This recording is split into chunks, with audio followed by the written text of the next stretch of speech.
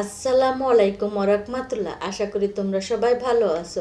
আজকে আমি আলোচনা করব চতুর্থ শ্রেণী বিজ্ঞান বইয়ের চতুর্থ অধ্যায় পদার্থ। চলো আমরা ভিডিওটি শুরু করা যাক। অধ্যায় চতুর্থ পদার্থ। পদার্থের বৈশিষ্ট্য। খেলনা থেকে শুরু করে বাতাস, পানি সব কিছুই পদার্থ, কিন্তু সব পদার্থ কি একই রকম? নিশ্চয়ই না। কখনো কি ভেবেছো কেন বল লাফ দেয়, কেন বা নদীর পানি বয়ে যায়? এসবের পেছনের কারণ পদার্থগুলো ভিন্ন ভিন্ন বৈশিষ্ট্য। পদার্থ কিছু বিশেষ বৈশিষ্ট্য আছে, এই বিশেষ বৈশিষ্ট্যগুলোকেই পদার্থের ধর্ম বলা হয়। তৃতীয় শ্রেণীতে আমরা দেখেছি এক গ্লাস পানিতে পাথর ফেলে পানির উচ্চতা বাড়ে। এভাবে কঠিন পদার্থের একটি বৈশিষ্ট্য আমরা খুঁজে বের করেছিলাম, তা হলো আয়তন। কঠিন পদার্থ জায়গা দখল করে, দখলকৃত জায়গাকে ওই বস্তুর আয়তন বলে। কঠিন পদার্থ নির্দিষ্ট আকৃতি থাকে। কঠিন পদার্থের মতো তরল পদার্থের আয়তন আছে। তরল পদার্থকে যে পাত্রে রাখা হয় তার আকৃতি ধারণ করে। তরল পদার্থ এক স্থান হতে অন্য স্থানে গড়িয়ে যেতে পারে। কঠিন ও তরল পদার্থের বৈশিষ্ট্য কি কি?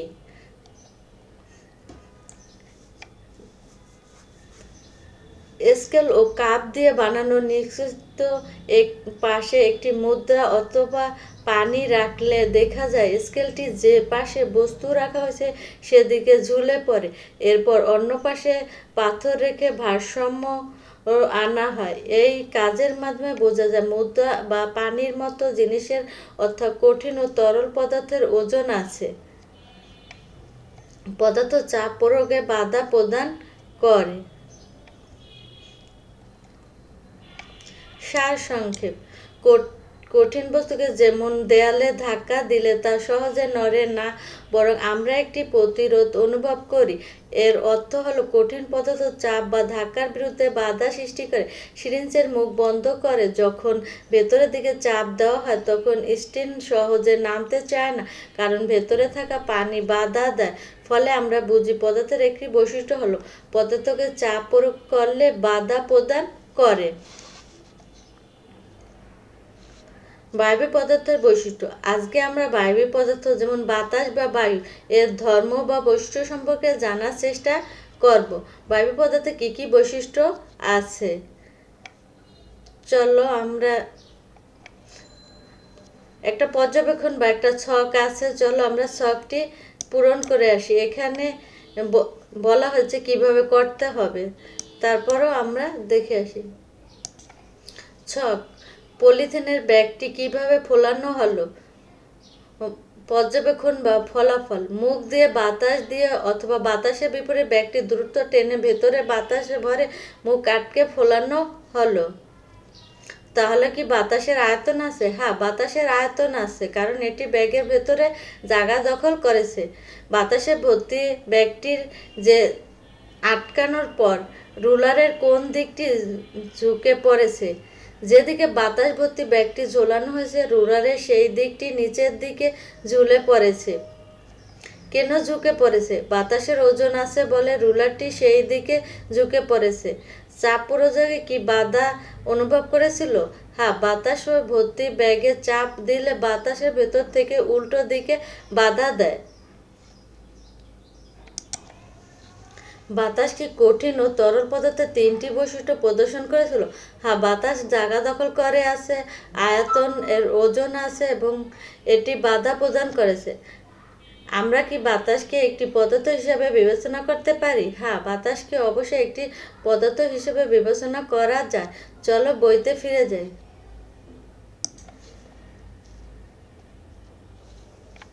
সারসংক্ষেপ। বাতাস একটি পদার্থ। কঠিন ও তরল পদার্থের ন্যায় বাতাস বা বায়বীয় পদার্থের ওজন আছে, আয়তন আছে। তাছাড়া বায়বীয় পদার্থ চাপ প্রয়োগে বাধা প্রদান করে। আমরা ইতিমধ্যে পদার্থের বিভিন্ন ধর্ম বা বৈশিষ্ট্য সম্পর্কে জেনেছি। প্রত্যেক পদার্থে আমরা তিন ধরনের ভিন্ন রূপ পাই, যেমন কঠিন, তরল, গ্যাসীয় বা বায়বীয়। আমরা কি এমন কোনো পদার্থের কথা ভাবতে পারি যাকে এই তিন অবস্থায় দেখেছি? চলো পানির কথা ভেবে দেখি। আমরা আজ পানির তিনটি অবস্থা নিয়ে কথা বলবো। পানির গরম করার ফলে কি ঘটে?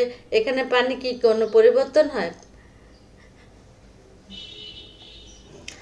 পানি গরম করার পানি গরম করার পরে বাষ্পে পরিণত হয়, আবার বাষ্পকে ঠান্ডা করলে পানিতে পরিণত করা হয়। বরফকে তাপ প্রয়োগ করলে তা গলে যায় এবং পানিতে রূপান্তরিত হয়। পরবর্তী সময় পানিকে গরম করলে গরম পানি থেকে বাষ্প তৈরি হয়। এভাবে পানির এক অবস্থা থেকে অন্য অবস্থায় রূপান্তর ঘটে। পানির তিনটি অবস্থার বৈশিষ্ট্য। এখানে একটি ছক আছে, চলো আমরা ছকটি পূরণ করে আসি। অবস্থানের নাম এবং বৈশিষ্ট্য। পানির অবস্থানের নাম, বৈশিষ্ট্য। কঠিন, বরফ, এটি শক্ত, এর নির্দিষ্ট আকার ও আয়তন আছে। তরল, পানি, এর নির্দিষ্ট আয়তন আছে কিন্তু আকার নেই, যে পাত্রে রাখা হয় তার আকার নেয়। গ্যাসি বা জলীয় বাষ্প, এর নির্দিষ্ট আকার বা আয়তন নেই, এটি সব জায়গায় ছড়িয়ে পড়ে। চলো বইতে ফিরে যাই। তরল পদার্থ সহজে গড়িয়ে পড়ে। তরল অবস্থায় পদার্থের নির্দিষ্ট আকৃতি না থাকলেও আয়তন থাকে। সারসংক্ষেপ। পানিকে আমরা তরল, কঠিন এবং গ্যাসীয় এই তিন অবস্থায় পাই। প্রতিটি অবস্থায় আলাদা আলাদা বৈশিষ্ট্য রয়েছে। যেমন তরল অবস্থায় পানি গড়িয়ে চলে এবং নির্দিষ্ট আকৃতি না থাকলেও নির্দিষ্ট আয়তন আছে। কঠিন অবস্থায় বরফের নির্দিষ্ট আকৃতি এবং আয়তন আছে। গ্যাসীয় অবস্থায় নির্দিষ্ট আকৃতি এবং আয়তন নেই। তাপীয় অবস্থার পরিবর্তনের কারণে পানি এক অবস্থা থেকে অন্য অবস্থায় রূপান্তরিত হতে পারে। তিন অবস্থায় পানি আমাদের জীবনে বিভিন্ন উপকারে আসে। পানির তিন অবস্থায় বৈশিষ্ট্য সম্পর্কে আরও কিছু জানি। অন্যান্য পদার্থের মতো পানির তিনটি অবস্থান আছে। বরফ হলো কঠিন অবস্থা থাকা পানি। বরফের নিজস্ব আকৃতি রয়েছে। আমরা বরফ স্পর্শ করলে ঠান্ডা অনুভব করি। পানির নিজস্ব আকৃতি থাকে না। পানিকে যে পাত্রে রাখা হয় সে আকৃতি গ্রহণ করে। পানি সহজে গড়িয়ে পড়ে, যেমন গ্লাস থেকে পরে গেলে মেঝেতে ছড়িয়ে পড়ে। পানি গ্যাসীয় অবস্থা হলো বাষ্প। যখন পানি অনেক গরম হয় তখন তা বাষ্পে পরিণত হয়। রান্না করার সময় হাঁড়ির ঢাকনা খুলে যে ধোঁয়া ওঠে সেটি বাষ্প। এটি বাতাসের সঙ্গে মিশে যায় এবং তারপর এই বাষ্পকে আমরা আর দেখতে পাই না। বিপরীত ভাবে বাষ্পকে ঠান্ডা করলে আমরা তরল পানি পাই, আর পানিকে ঠান্ডা করলে বরফ পেতে পারি।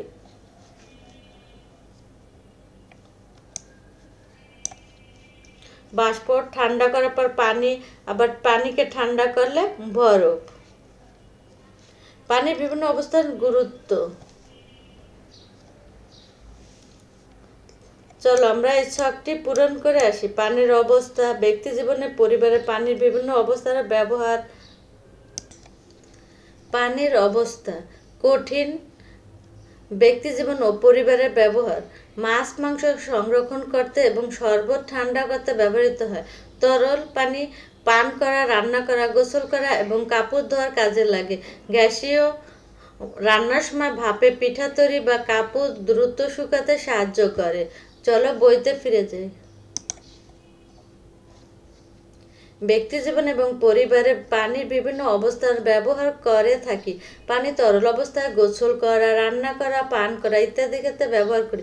পানি কঠিন অবস্থায় আইসক্রিম সহ বিভিন্ন খাবার তৈরি, প্রাথমিক চিকিৎসা ইত্যাদি ক্ষেত্রে ব্যবহার করি। পানি বায়বীয় অবস্থায়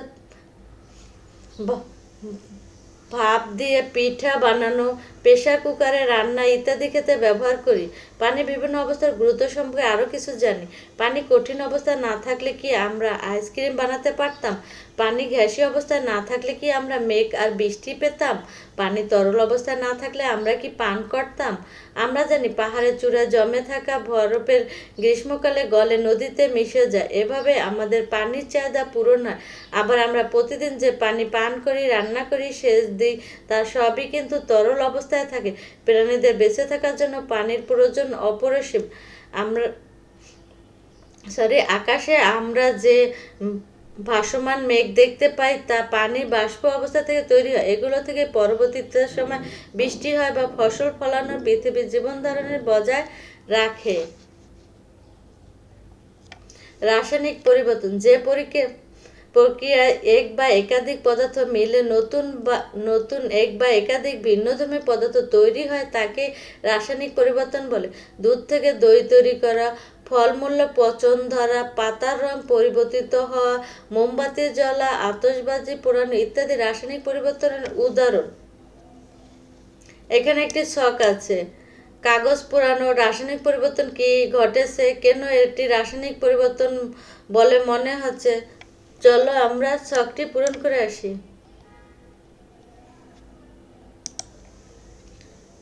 ঘটনা রাসায়নিক পরিবর্তন কি, কেন এটি রাসায়নিক পরিবর্তন?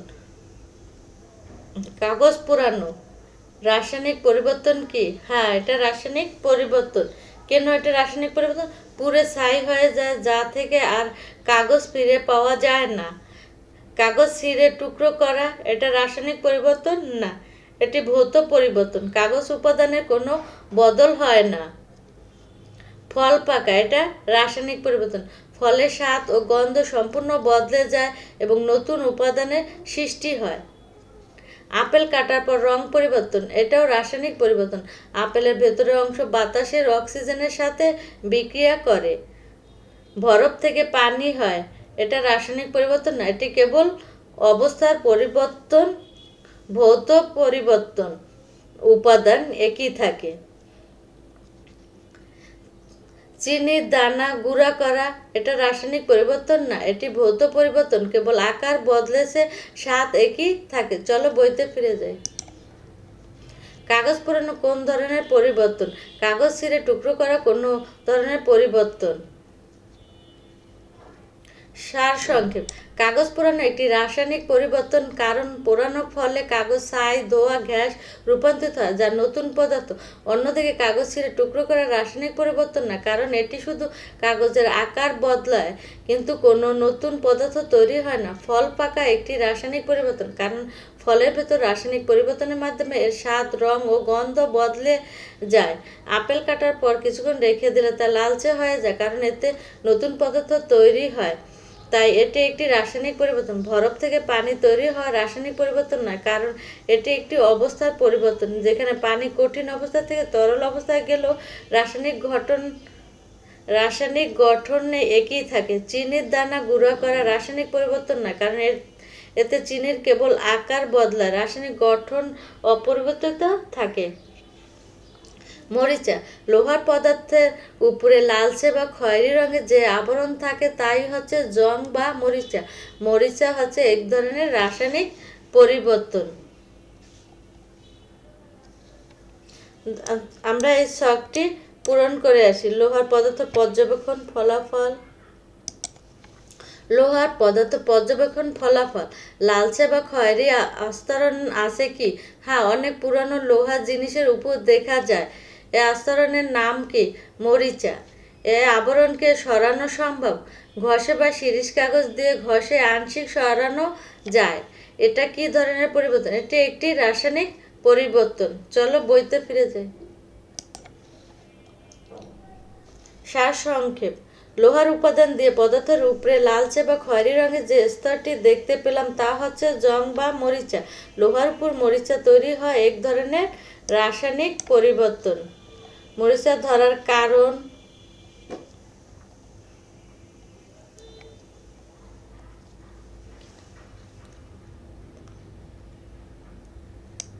এখানে একটি ছক আছে, এটা তোমরা নিজেরাই করে নিতে পারবে।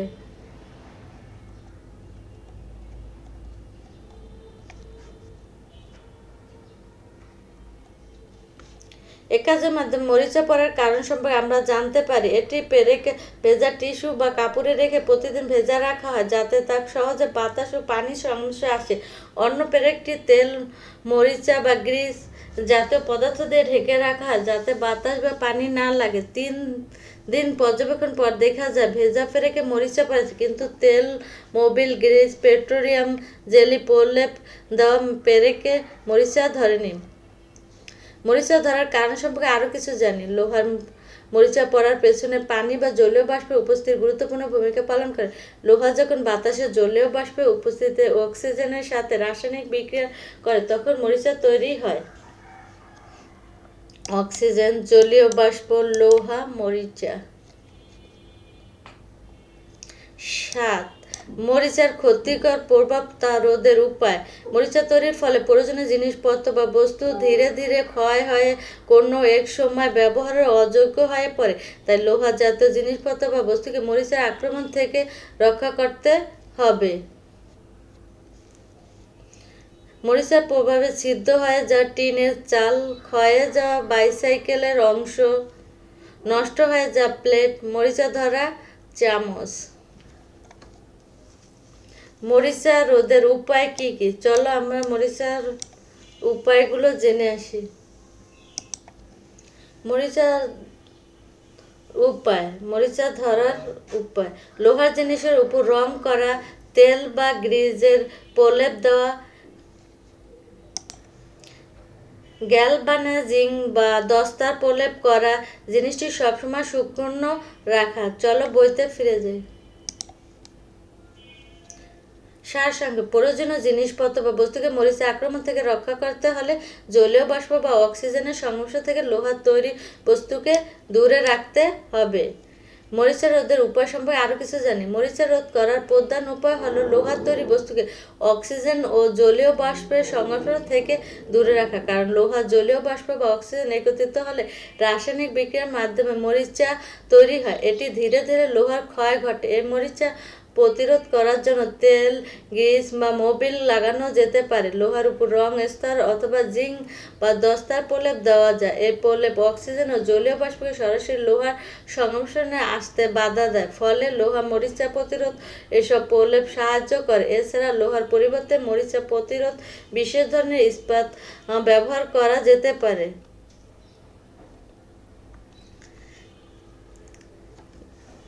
শেষে আছে অনুশীলনী। সঠিক উত্তর টিক চিহ্ন দাও। নিচের কোনটি বায়বীয় পদার্থের বৈশিষ্ট্য নয়? ওজন আছে, নির্দিষ্ট আয়তন আছে, চাপ দিয়ে বাধা দেয়, জায়গা দখল করে। উত্তর হবে নির্দিষ্ট আয়তন আছে। নিচের কোনটি পদার্থের ওজন আছে তা প্রমাণ করার একটি উপায়? নিক্তি তৈরি করে তুলনা করা, রং দিয়ে চিহ্ন দেওয়া, পানিতে ভিজানো না কাগজে আঁকা। নিক্তি তৈরি করে তুলনা করা। 3. কোন পরিবর্তনটি রাসায়নিক পরিবর্তন নয়?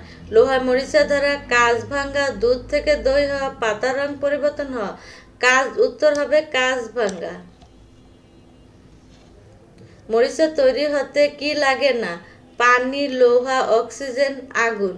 উত্তর হবে আগুন। 2 নম্বর আছে শূন্যস্থান পূরণ করি। চলো শূন্যস্থান পূরণটি আমরা দেখে আসি। শূন্যস্থান পূরণ। ক. সিরিঞ্জের মুখ বন্ধ করে চাপ দিলে ভিতরে বাতাস বাধা প্রদান করে। খ. বরফ হলো পানির কঠিন অবস্থা, পানি হলো তরল অবস্থা, আর বাষ্প হলো বায়বীয় অবস্থা। বাতাস একটি পদার্থ কারণ এর ওজন ও আয়তন রয়েছে। চলো বইতে ফিরে যাই। ঘ. বাষ্প ঠান্ডা করলে পানি, পানি ঠান্ডা করলে বরফে পরিণত হয়। 3 নম্বর বাম পাশের সাথে ডান পাশে মিল করি। বরফ গলে পানিতে পরিণত হয়, পানি তাপ দিলে বাষ্প হয়, বাতাসের নির্দিষ্ট আকার ও আয়তন নেই, পানির কঠিন রূপ থাকায় আমরা আইসক্রিম বানাতে পারি। সংক্ষিপ্ত উত্তর ও প্রশ্ন। চলো আমরা সংক্ষিপ্ত প্রশ্নগুলোর উত্তরগুলো জেনে আসি। ক. বাতাস চোখে দেখা যায় না, তবে আমরা কিভাবে বুঝি এটি একটি পদার্থ? উত্তর: বাতাসের জায়গা দখল করে, ওর ওজন আছে এবং এটি চাপ প্রয়োগ করে বাধা প্রদান করে। পদার্থের এই 3টি বৈশিষ্ট্য থাকার কারণে আমরা বুঝি বাতাস একটি পদার্থ। খ. পদার্থের কোনো বৈশিষ্ট্যকে গ্লাসে রাখা পানিতে পাথর ফেলে বোঝা যায়। উত্তর: গ্লাসে রাখা পানিতে পাথর ফেললে পানির উচ্চতা বেড়ে যায়। এর মাধ্যমে পদার্থের জায়গা দখল করার বা আয়তন থাকার বৈশিষ্ট্য বোঝা যায়, কারণ পাথরটি পানিতে নিজের জায়গা করে নেওয়ার জন্য পানিকে সরিয়ে দেয়। কিভাবে বুঝবে কোন একটি পদার্থ কঠিন না তরল? উত্তর, যদি কোনো পদার্থের নির্দিষ্ট আকার ও আয়তন থাকে তবে সেটি কঠিন, আর যদি নির্দিষ্ট আয়তন থাকে কিন্তু আকার না থাকে, সে পাত্রে রাখা হয় তার আকার ধারণ করে, তবে সেটি তরল। চলো বইতে ফিরে যাই। 5 নম্বর আছে বর্ণনামূলক উত্তর এবং প্রশ্ন। চলো 5 নম্বরের প্রশ্নগুলোর উত্তরগুলো জেনে আসি। ক, বৈশিষ্ট্যের ভিত্তিতে কঠিন, তরল ও গ্যাস এই তিনটি অবস্থানে পার্থক্য করি। উত্তর, নিচে কঠিন, তরল, গ্যাসীয় পদার্থ পার্থক্য দেওয়া হলো। বৈশিষ্ট্য: কঠিন পদার্থ আকার, নির্দিষ্ট আকার আছে, তরল পদার্থের নির্দিষ্ট আকার নেই, গ্যাসীয় পদার্থের নির্দিষ্ট আকার নেই। আয়তন, নির্দিষ্ট আয়তন আছে, নির্দিষ্ট আয়তন আছে, নির্দিষ্ট আয়তন নেই, সব জায়গায় ছড়িয়ে পড়ে। অবস্থান, দৃঢ়ভাবে অবস্থান করে, প্রবাহিত হতে পারে, চারদিকে ছড়িয়ে পড়ে। খ, পদার্থের রাসায়নিক পরিবর্তন কি? পদার্থের রাসায়নিক পরিবর্তনের 3টি উদাহরণ দেই।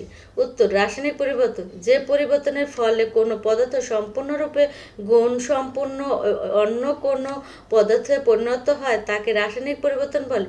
এই ক্ষেত্রে মূল পদার্থটি আর সহজে ফিরে পাওয়া যায় না।